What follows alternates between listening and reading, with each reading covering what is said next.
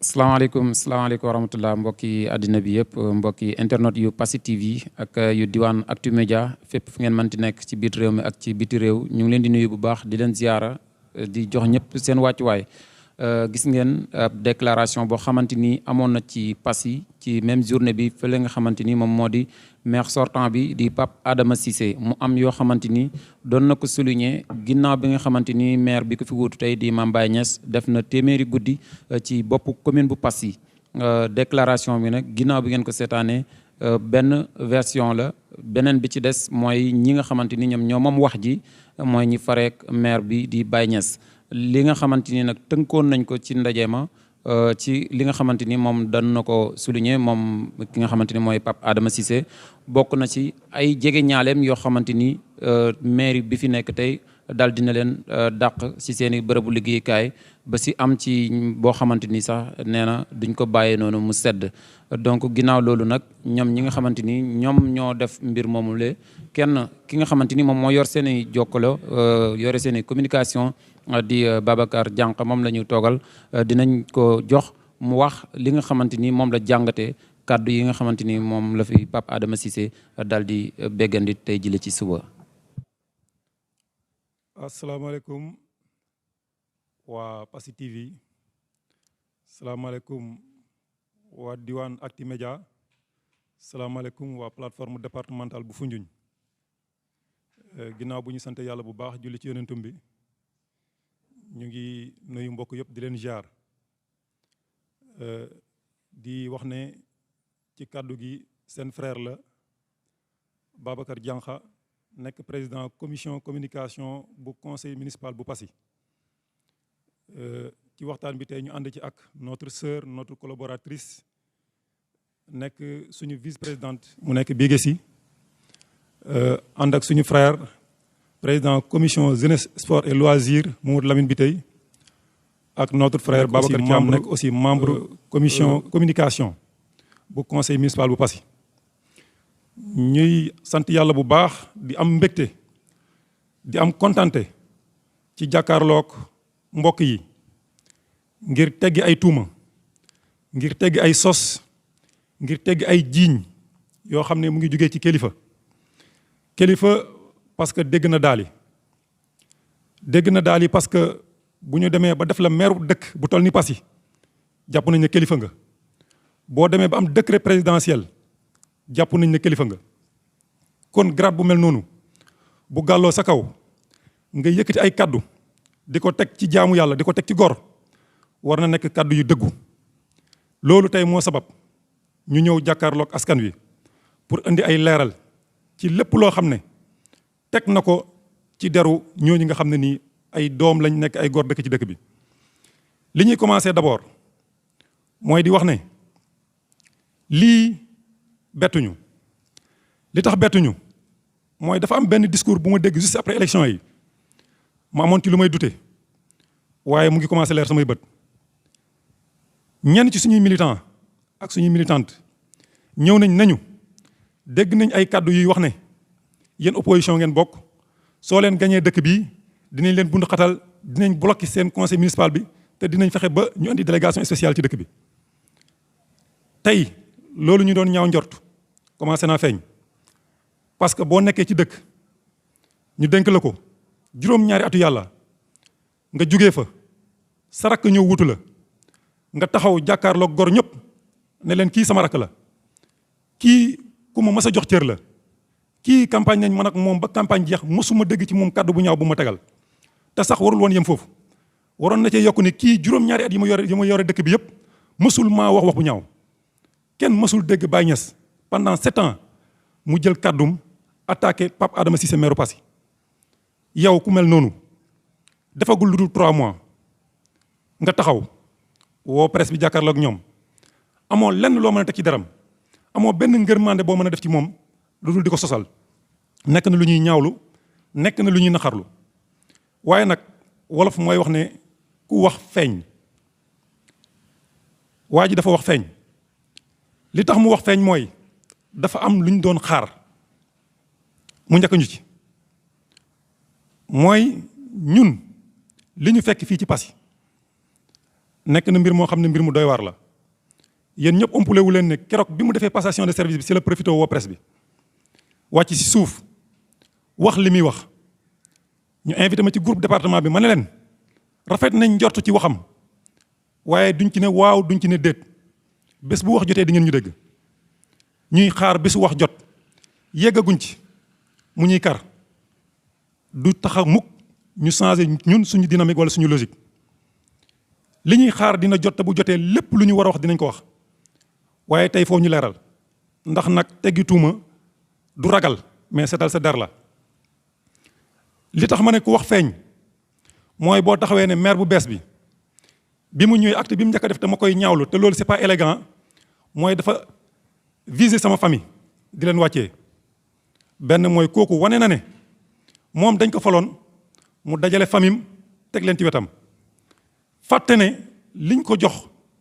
du moomeelam du moomeelu askanam du moomeelu famille waaye moomeelu dëkk la te sax li leer ba leer mooy demeewul noonu ndax am na ñu bokk ak moom ñu fi des kon waxu sama famille la visé je pense que da ko wax pour tuumaal boppam pour wane ne moom yorinam ci dëkk bii nii yorinu xeet la ko defoon yorinu mbokk la ko defoon ñun ku ñu xam-xam ne yaruñ ñu ci di séparer ay askan di séparer ay xeet ndaxte nag commencé wuñ politique tey passé te ñun jox nañ ko worma parce que ñi ko gën a jege mu tuddee leen ay mbokkam moom def ci bëri ñoo xam ne ñun ñoo nekk seen xol te loolu wane nañ ko ci élection yi ñu génn kon yaakaar naa ne tey taxaw di victimiser wu di wax ne askanam dañ leen viser ñun pour génne leen ci mairie bii wax du ko gën a ñaaw ndax nag loolu bett ñu ci moom ndax bu ngeen fàttalikoo ay weer ci ginnaaw defoon na fi benn déclaration di menacer bépp élève boo xam ne yaa ngi dëkk ci dëkk yi wër Passy tey jàngee ci lycée Passy ne moom li mu bëgg bu mënee nekk mooy ñooñu ñëpp nañ leen génne dëkk bi ndax lycée bi lycée Passy la kon discours bu mel nii nekkul discours bu bees ci ñun leneen li nga xam ne dinañ ci ñëw di ko ñaawlu mooy ñun dañoo bëgg nit ku fonk nawle dañoo bëgg nit ku fonk moromu nitam tey bi ma déggee intervention ci groupe département bi am naa lu ma naxari li ma naxari mooy man dama gëm ne ay nit boo leen xeebee ba seen grand place doyu la ba doo fa bokk parce que nag groupe boobu ay kilifa ñoo fa nekk ay kilifa yu mag a mag ñoo fa nekk mu xeeb dayoo groupe boobu noonu ba ne moom du bokk ci groupe boobu rafetlu ma ay vokoom di fa jaar beneen bi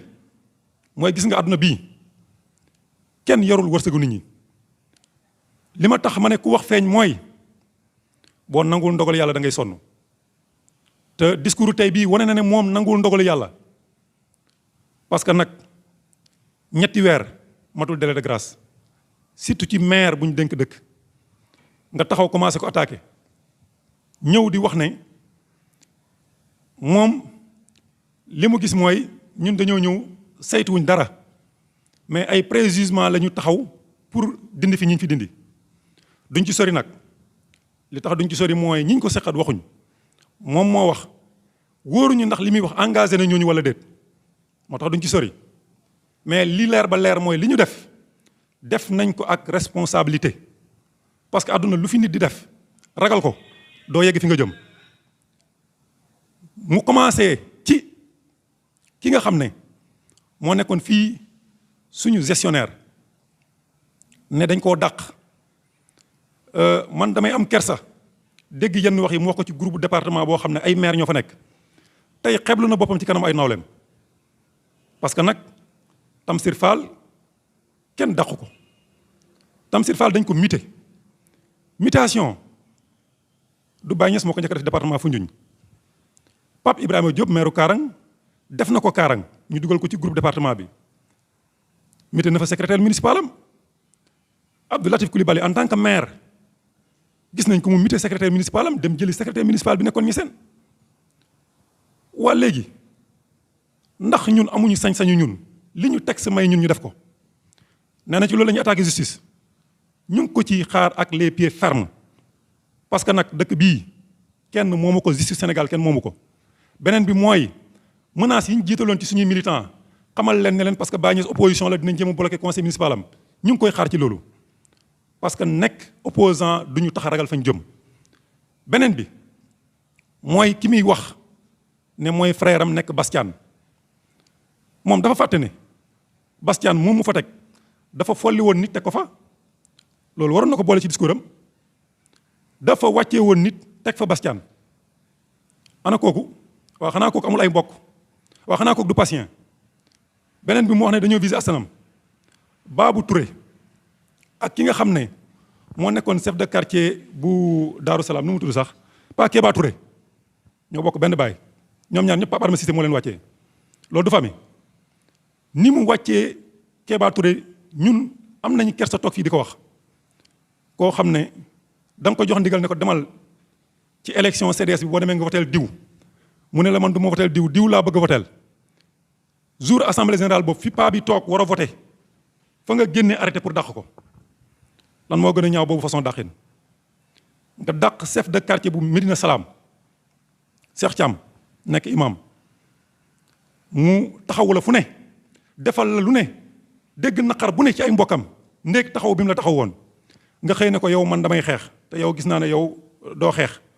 te ñi ma war a jàkkaarloo pour ma jàkkaarloo ñoom foo ma teg fi ku may xeexal nga wàccee ko teg fa kooku noonu loolu waa Passy yëpp jot nañ ci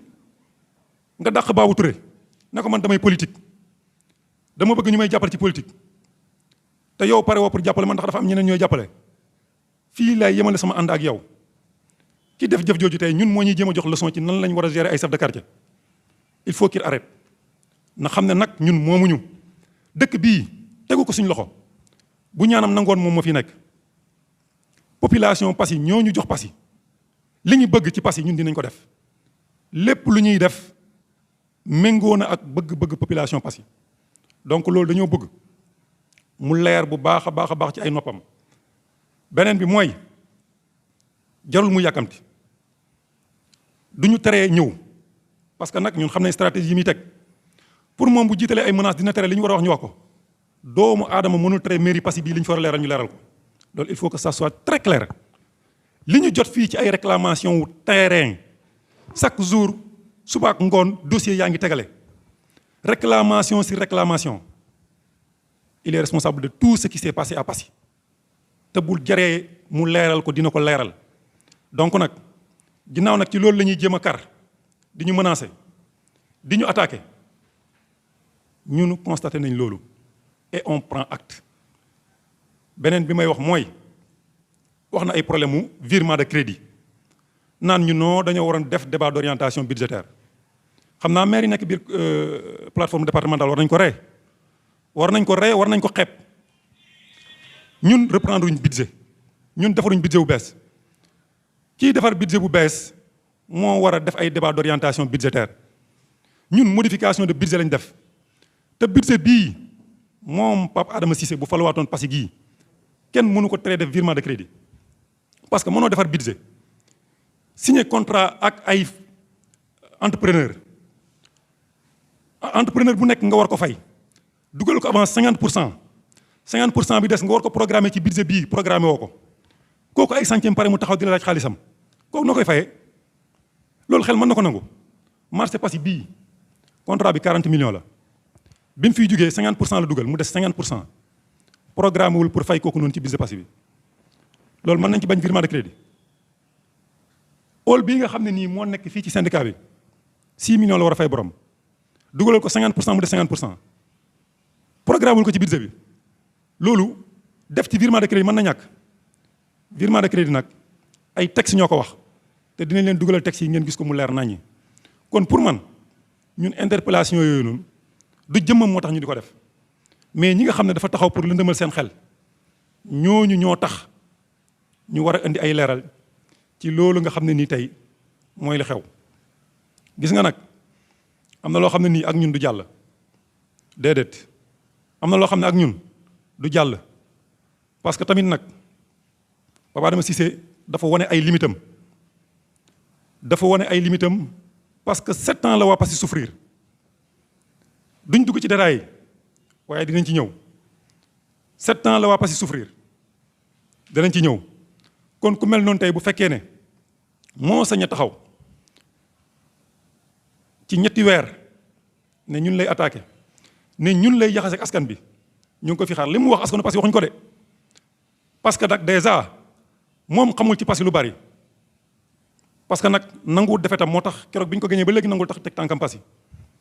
kon kooku du moom tey moo war a juger équipe municipale bi nga xam ne moo nekk Passy moo tax daal liñ koy ñaan mooy duñ ko ñaan sax liñ koy wax mooy yii mu commencé na ko arrêté parce que nag du jàll parce que amut lenn lu ñuy def di ko nëbbu amut lenn lu ñuy def ci njubadi kon nag dañ koy wax mu arrêté wax na ci ay mbiru gendarmerie bi li ci xew na ko wax li xew ci gendarmerie bi li gën a métti te gën a ñaaw mooy lépp luy document boo xam ne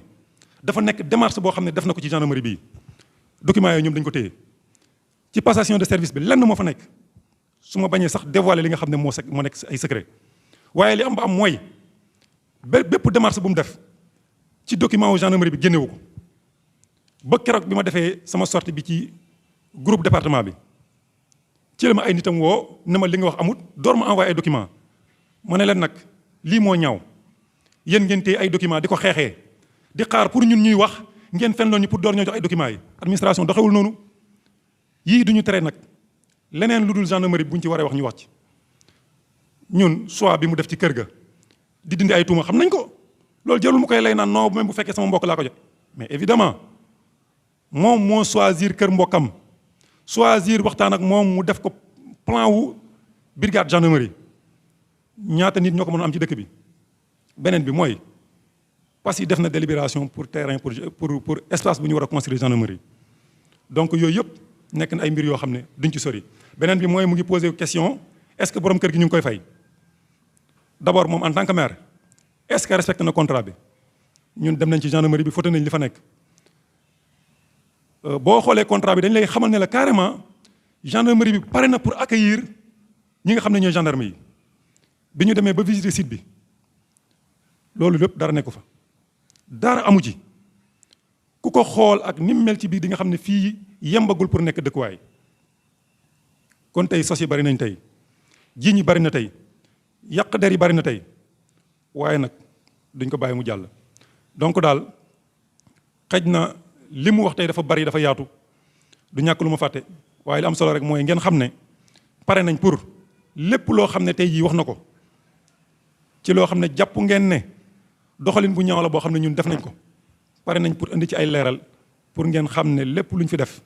dañ ko def ci dëgg dañ ko def ci teg ko fu wóor donc ñuy gërëm ñëpp di sant ñëpp. asalaamaaleykum beneen yoon ñu nuyuwaat leen siyaar leen mboolem ñi nga xamante ni ñooy toppandi waxtaan bi yaakaar naa li suñu warugar rek mooy kenn ku si nekk comme yaa ñu woo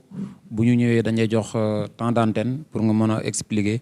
li nga xamante ni moom la askan bi di xaar ñun suñu micro la ñu yor ñoom ñoo xam li ñuy wax ñoo am ay responsabilités si li ñuy def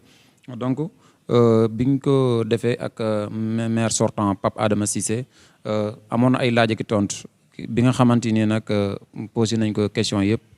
ginnaaw bu mu defee li nga xamante ni moom moo doon déclaration noonu lañ koy defee tamit ak ki fi toogal tey maire Mame Baye Niass grand Babacar Diankha dégg nañ li nga xamante ni wax nga ko mais ñu ñëw si détails yi tuuti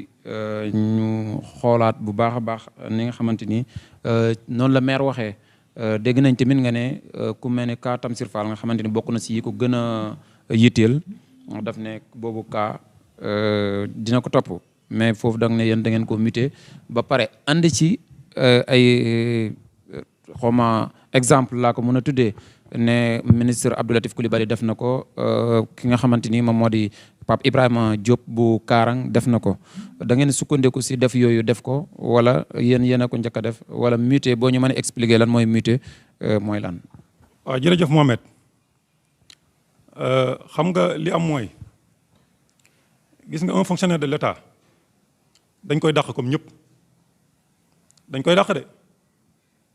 mais mutation bokkul ak dàq mutation xam nga mooy lan mooy Mouhamed Touré mooy directeur école Passy 1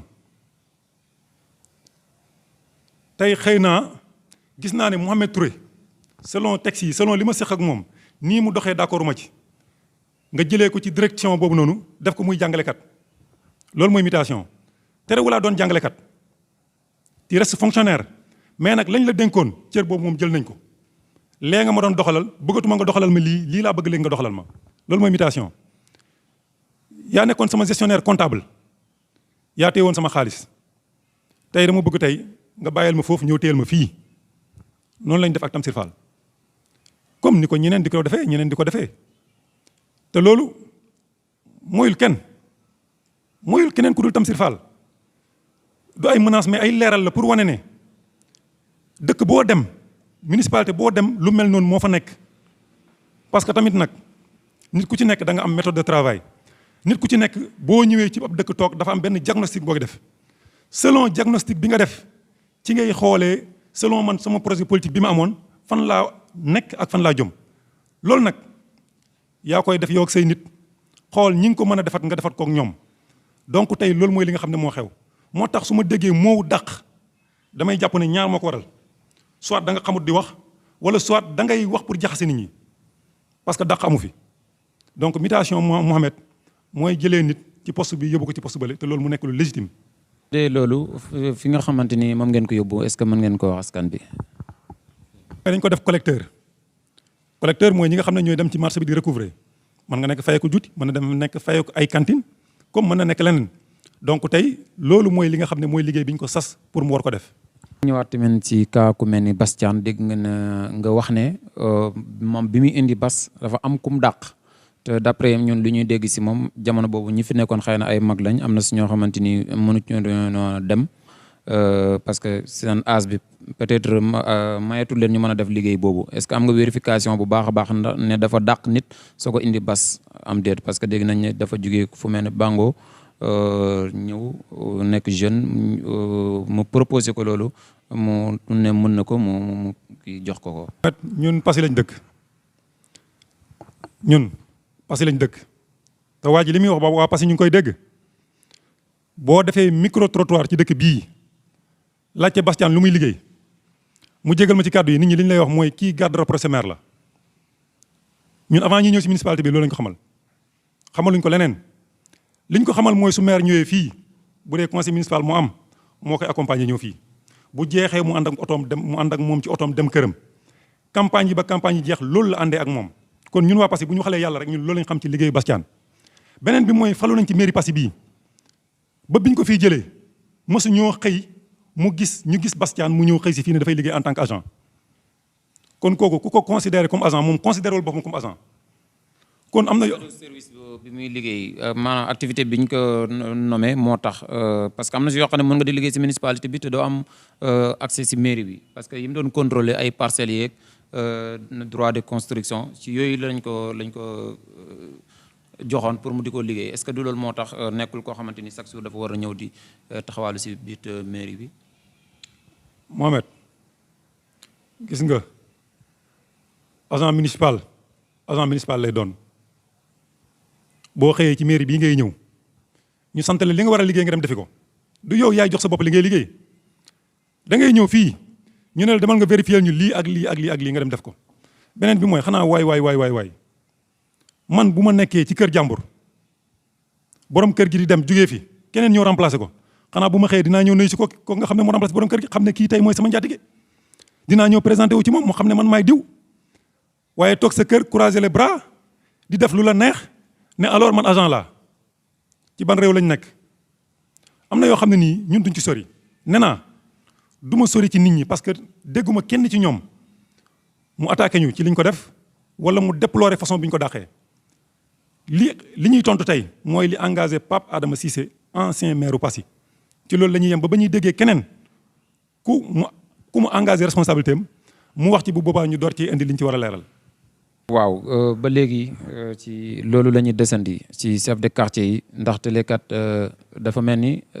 sans fayantu dafa am wala loo xamante ni bor boo xamante ni dañ ko fee leble woon ñu ñëw fay ko soit si ni ko nit ñi mën a déggee rek laaj boo xamante ni la askan wi ñoom ñoo ko doon posé mooy que ne dañoo seetoon ne maire ñi ko arrangé wut comme yow ni nga ko waxee ci ay délégué de quartier daf leen limogé woon bàyyi ay membre de famille mais yéen tamit bi ngeen ñëwee tamit dafa mel ni ñi maire kii woon da ngeen leen ñëwaat indi yéen nit ñi nga xamante ni ñoo leen doon jàppale politiquement si seeni coalition loolu ban tontu nga ci am. xam nga fa la chef de quartier moom ñaar laa ciy tontu bu njëkk bi mooy ndax ki nga teg dafa yées ki nga dindi boobu mooy bu njëkk bi. ñaareel bi mooy version bi nga wax nii soo dajee ak beneen patient leneen la lay wax daf naan la Baye Niass dafa réparer injustice soo dajee keneen loolu lay wax. maire nag moom moo am responsabilité wu fal chef de quartier ginnaaw boo xamee ne def na jàngatam xool kim yaakaar ne bu ko tegee fii mu doxal lu jëriñ askan wi mu tànn ko def ko. nee naa ñun ñiñ teggi kenn duñu laaj lu tax ñu teggi leen déedéet kenn du ko laajte moom nag moo fi teggi ay nit wax lu kenn mënul nangu parce que tamit nag yéen a ngi ci dëkk bi. déggu leen fi benn yoon benn chef de quartier bu ñu fi teggi waa koñ ba ay nit yu neutre yu lu jëmale parce que kanam ñor dégg ñu attaqué décision bi keneen nag mën na ko attaqué de manière politique nit diw sama lii la diw sama lee la donc dinaa ñaxtu lu tax ñu folli ko may leeral beneen affaire mooy gis nga tonton Astian bi muy wax nijaayam la di ko défendre defalul ko ñun luñ ko defalut sama rakk bu ma bokkal ndey ak baay doomu tonton Astian la may njëkke doo ko may koo fonkul bum ñu jéem a jaxase ak askan bi gi nga Passy gii démb dañ doon ànd avant tey am na ay discours yoo xam ne tàmmu na di ko def waaye nag ñun de ñaanuñ yàlla fa mu bëgg mu yegg fa parce que nag ay discours askan discours xeet warul jugee ci làmmiñu kilifa tonton As mi dàq taxawul waxee noonu keneen kuñ dàq taxawul waxee noonu moom en tant que kilifa guñ masoon dégg nga dëkk bi nga taxaw di waxee nii daf may delloo ci li ma waxoon sama kàddu yu njëkk mooy bëgg a rendre Passy ingérable parce que nag discours yi ku ne xam na ne taal na réew kon tey boo ko yëgatee ci dëkk bii xel yëpp war na ñoo ñaaw képp ku koy conseillé na nga ko wax ne ko bii discours fa mu ko jëlee na ko fa delloo ndax ñaaw na te rafetul ci dëkk. tuuti si kaaw Tamsir Fall parce que comme moom yitteel na ko yeneen yitteel na leen waaye yitteel na askan bi nga xamante ni ñoom ñoo xam Passy parce que nañ ne si depuis temps Moustapha Ka la fi nekkoon wax nga ne maire bi xëy na xool na gis ne ni session am ni muy liggéey moom mënut a liggéey ak moom comme 3 mois la fi am si yan détails la mën a sukkandiku ba wax population bu Passy carrément ne la si yii raison la taxaw pour dàq ko wala pour muter ko. donc nekk na koo xamante ni xëy na nit ñi ñu ngi koy réclamer daal lu bare bari te dafa mel ni yitteel na leen yéen yitteel na maire bi fi jógee ko mais yitteel na population bi pour ñu xam exactement ndax yéen it du ci wàllum politique rek moom ngeen ko dàqee. Mohamed li ma wax dafa leer dama ne ñun gis nga dynamique bi ñu nekk nii doomu Adama Ndiaye du ñu ci génnee tey ñëwuñ fi pour wax li tax ñu dàq Tamsir Fall na lañ ko dàqee. dañoo ñëw pour leeral ay tuuma ay sos li am solo mooy na ko waa Passy xam te loolu xam nañ ko mooy bi ñu fi ñëwee ak léegi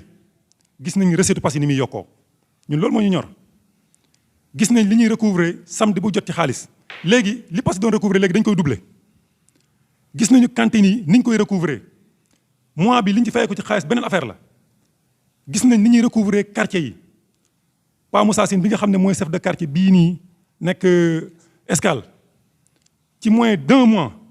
li mu recouvrer dépassé na 350 000 lu mosul am Passy ñun loolu mooy ñor mais quant à teesanteeg wuññi wante sutura loolu andi wuñu li ñu andi mooy ne Passy di gis suñu résultat rek. si cadre bi ñu nekk génnaguñ ko parce que li maire wax rek loolu la ñuy jàngat parce que dindi tuuma ak leeral askan bi tamit faw mu am si ndax politique la. géewu politique la maire dafa nekkoon am ñu fi nekkaloon dem maire toog am ñu indiwaale bëgg ñu nekk fii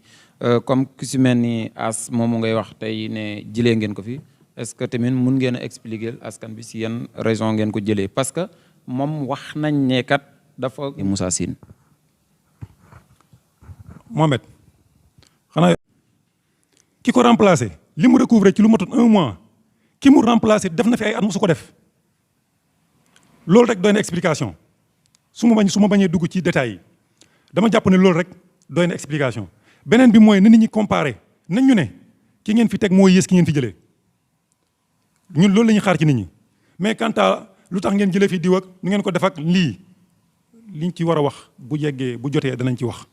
mais tey pour le moment li ñu bëgg mooy na nit ñi xool liñ jëlee liñ changé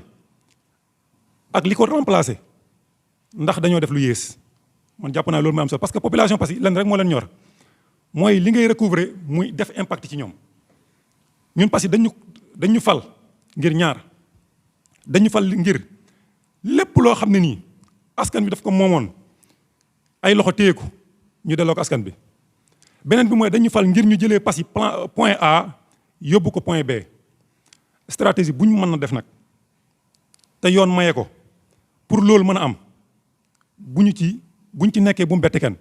na ñëpp xam ne ci loolu lañ jëm voilà. voilà xam naa si des ci laaj bareetul donc léegi seen taxawaay ci li nga xamante ni moom moo di fal yi ginnaaw bi ngeen follee ñëw ñu noonu tey est-ce que mën ngeen leen a expliquer kenn ku si nekk tey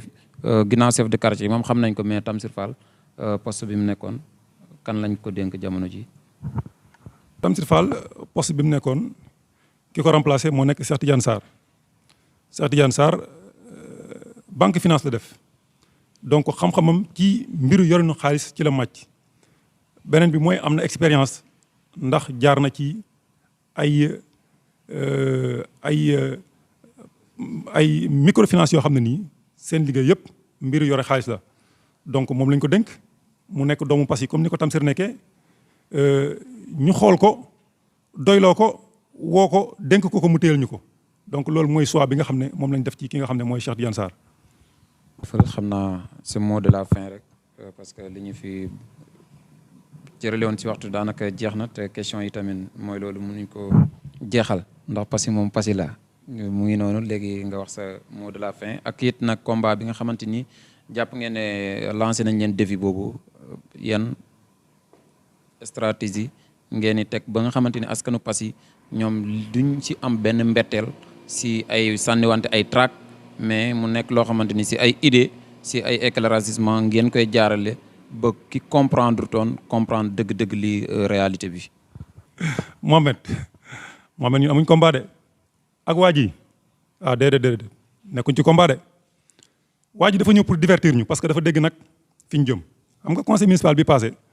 le maire Baye Niass dafa jot a wax dëgg yàlla leeral lépp loo xam ne démarche la yoo xam ne déjà abordé na ko xam nga nag yooyu nag wax dëgg yàlla nit ki bu la yéenewul ndam du neex ci xol. donc mu ñëw pour divertir askan bi moo tax mu ñëwee nii non duñ ko ci fekk ñu ngi ci liggéey bañ ne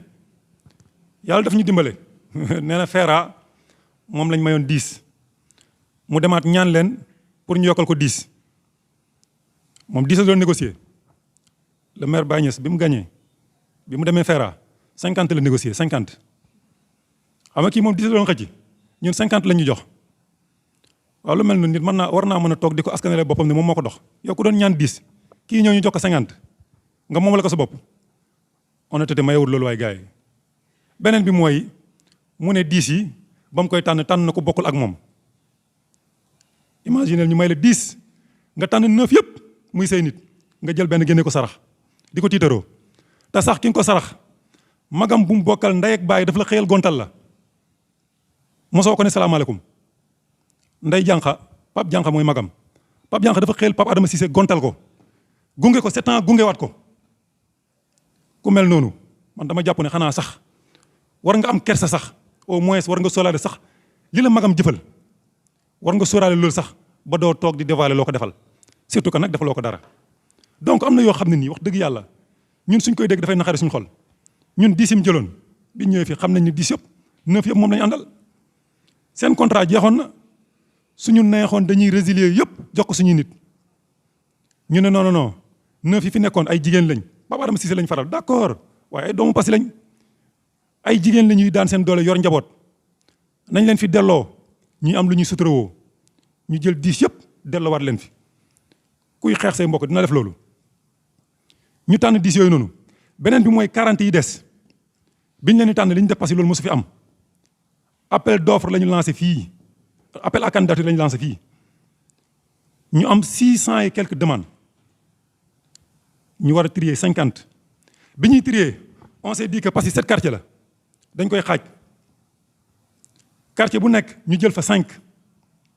suñu paree ñu reconduire 10 yi fi nekkoon suñu paree nombre bi des ñu xool yenn yi nga xam ne ni c'est des nécessités ñu dugal leen ci loolu waa Passy yëpp xam nañu loolu mosul am Passy FERA bii 10 yii bi mu leen tànn kenn yëgu ko kenn xamul contrat bi nu mu demee nit ñi Passy dañoo xëy rek gis bon contrat bi 1 an lay doon après bu jeexee dañ koy renouveler noonu lay demee Passy yëpp dañoo yeewu rek gis 10 personnes di bale tali bi kenn xamul nu ñu leen tànnee man day jàng ma bokkal ndey baay ba ñu ko tànnee sax xamul nu ñu ko tànnee donc ñun ñu ñëw au moins wane tuuti transparence tey de bi muy rafetlu li ñu def war na ci boole loolu de beneen bi mooy inondation bi nekk priorité Baye Niass mu falu 1 mois après mu dem wuuti ay partenaires yoo xam ne mën nañoo jàpp ci inondation bi partenaires yi demandé ko mu def étude mu ñëw jël fii benn équipe boo xam ne moom moo leen gérer lépp andi leen fii ñu def étude boobu noonu ba tey ñu ngi am yaakaar ne marché yooyu yëpp dinañ leen lancer bés ndiki suba donc loolu nekk yaakaar ci Passy waa Passy yëpp di ko xaar nga bëgg a xëpp suuf ci loolu rafetul. beneen bi mooy li nga xam ne ni tey jii mooy dëkk bii di Passy ku ne xam na ne Passy ni mu meloon c'était di n'importe quoi tey d'abord ubbi nañu dossier pour lépp loo xam ne contentieux la lépp loo xam ne litige la ci foncier bii ñu régler ko nit ñi dañoo déposer du matin au soir commission bi nekk ci terrain bi pour defar lu mel noonu nga gis loolu noonu nga ne mënoo ko rafetlu beneen bi mooy tey li nga xam ne tey moo nekkoon pont Dramé bi suñu grand frère Thierno Ba wasu si akam jëm ci lu ne ñu ne dinañ ko ci dimbale dem wuti ñu ci jàppale ba tey mën nañu wax ne daanaka ñu accordé nañ loolu même bu fekkee ne sax Thierno Ba léegi mu ngi góorgóorlu ci loolu ndax muy continuer liggéey bi ñu ko ciy jaajëfal bu baax a baax ku mel noonu def loolu mënoo ko gërëm ci loolu noonu nga toog di ko attaqué marché bii nga xam ne nii travaux yi dañoo taxawoon hall bii nga xam ne mu ngi ci syndicat bi travaux yi dafa taxawoon ñu def pression ci nga xam ne mooy entrepreneur bi ba tey daanaka sug yooyu noonu pare na mënoo ko gërëm ci loolu noonu nga taxaw di ko attaqué complexe bii mënatul woon sax dara lu xar waaw nañ leeral tuuti rek may ma daaneel complexe bii nga xam ne dara lu xar sax moo ko gënoon yées tey ñu góorgóorlu ba ànd ak suñu frère Bëlëb Ndaw mu indi fi ay partenaires yoo xam ne tey commencé nañ liggéey bi pour def réhabilitation complexe boobu noonu jëf ju rafet jooju mënoo ko apprécier stade Passy bee suñu la waxee li ñu fa def ci xaalis boo fa demee tey kenn xamul lu muy niru ñuy wut ay effort pour jéem a xool yan solution la ñu apporter ci loolu noonu ak leneen loo xam ne mën na ci andi ay leeral ngay dégg loolu noonu rafetlu woo ko apprécier woo ko accompagner woo ñu ci soo ñuy gëmloo nañu da nga taxaw pour jàppale ñu te xëy dugg ci ay presse di ñu attaqué lépp loo ñu wax duñ ko gëm donc ñuy gërëm ñëpp di sant ñëpp. voilà jërëjëf Babacar Diankha Pape Adama Cissé li mu wax yëpp tamit am na ay satisfaction yoo xamante ni souligné na ko ci seeni kilifa donc kilifa la responsable la notable la tey ci dëkk bi yéen it lan ngeen am satisfaction ci moom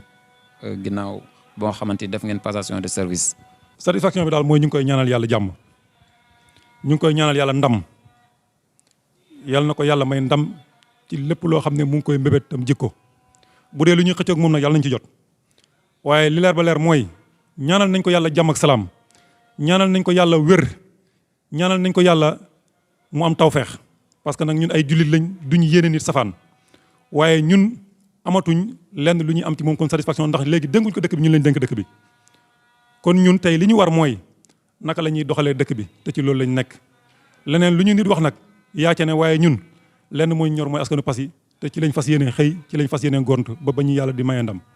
sant ko gërëm ko jaajëfal ko bu baax a baax moom mi nga xamante ni moom moo yore communication bu mairie bu Passy di Babacar Diankha sababu waxtaan bi nag comme ni ngeen ko waxee woon ci ndorteel gi rek noonu la ñu koy tëjee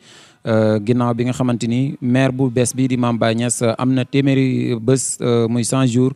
bopp mairie bi maire sortant def na benn déclaration ngir souligner yenn yoo xamante ni ay acte la nga xamante ni nouveau maire bi mu ngi koy def te nekk loo xamante ni moom jàpp na ne lu tegu si yoon bi la loolu la doon dénoncé ginnaaw si gi nag comme ñun